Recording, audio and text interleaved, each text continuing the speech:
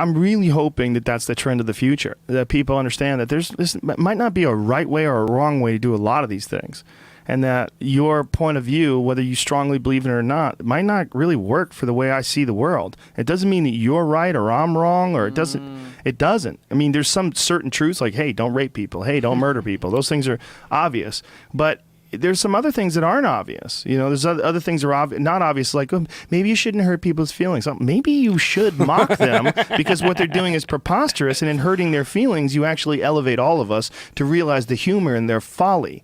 And I'm a big fan of folly. I enjoy human folly. It's one of the things I enjoy most about humans. I'm the quickest to make fun of my own self. So if I can't make fun of them, what kind of a fucking goofy-ass world are we running? We run in some super sensitive world where everyone's a perfect snowflake and we can't shit on them? Like, nonsense. You need humility. Yeah, you need humility. This also, humor is real important to unpackage things. Because there's a lot of things that are going on right now in this world that are a little fucking weird. And one of the reasons why they're weird is because humor hasn't had a chance to dissect them. Wow. I think that I heard John Cleese talking about comedy, and he said that people talk about like the people are very anti-humor because they know it's powerful, and they often use the idea that hey don't joke around, this is serious. But you're supposed to joke around about things that are serious. And he said they've mistaken seriousness for solemnity. There's no and the reason they want to be all solemn about stuff because they know it prevents people that have got that comedic switchblade from getting into the argument where you can and detonate shit. Exactly. I'm not taking that seriously. I'm not playing by those rules. And they've also taken away your special power. Yes. It's a special power. They don't have it. It is a special power. Both of you guys have it. Like, they don't have it. So if you come in and you deflate their argument with a quick switchblade, this piece of shit, why are you joking around about something really important? Maybe your white privilege is showing. Maybe you should consider the fact that your humor is offensive to a lot of people. And what you're doing is bullshit, and it's not helping. It's very regressive. And they always try to use humor, though, themselves. They always stitch it into political discourse. Here's one of the real problems with the left, and especially the regressive left, and the people that think that they're going to change things. They're fucking unbelievably mean when they're mocking the right. Like, you're talking about compassion. Like, I've seen some of the least compassion, meanest, angriest shit come out of people that consider themselves to be liberal and progressive.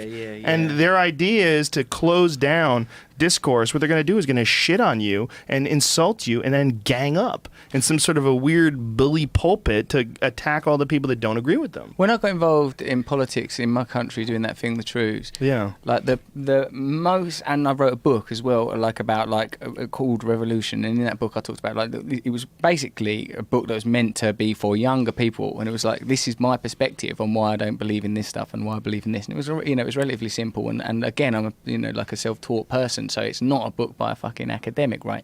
The worst vitriol and the worst condemnation came from the kind of newspapers and liberal organisations that I would think would be supportive of it's good that this guy from the world of popular entertainment who's not classically educated is trying to do that. No, they came in like, get the fuck out of our territory. Shut up. Shut up. Who do you think you are? More than any kind of sort of right-wing organisation, they almost see it as kind of, jolly good. Interesting. I was really people that I thought might be allies, organisations that I thought might be encouraging, were very condemnatory. Well, you got to realize that what is the mechanism that they're distributing this information with? I mean, what are they doing? They're writing their own stories. They're promoting their own blogs. They're doing their own radio shows, and in fact, feeding their own ego, like we were talking about before.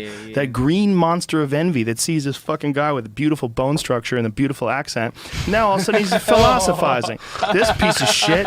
He had the wherewithal and the power to go on a sexual rampage, chose to back off of it, and realized he was like, all these fucking goddamn things he's got going for him. He's a fucking movie star. Fuck this guy. Fuck this guy. I'm tearing him down. I'm tearing him down, honey. And he's sitting there with his pot belly and his fucking taking his antidepressants and tapping away mean shit on the keyboard, hoping that these mean words hit your mind and they enter into your consciousness and he can affect you in some sort of a horrible way. Oh, God. Extreme lack of compassion from some people on the left. And the green light to attack this fact that, oh, here's this guy and I don't agree with him and I think that what he's doing is sexist and it's misogynistic and it's enabling and let's get him. We got a fucking target right on his back. Attack. Oh, he's doing press? Oh, well, I'm going to be involved in this press. I'm going to throw my fucking hat into the ring as the arbiter of intelligent ideas to dismantle rather, all these fucking stupid thoughts that this shithead with his perfect bone structure and man bun is pumping out. Fuck him! Fuck him. Professional wrestling. Yeah. Professional wrestling. Well, it's people, man. People jockeying for their own little fucking shining moment in the darkness.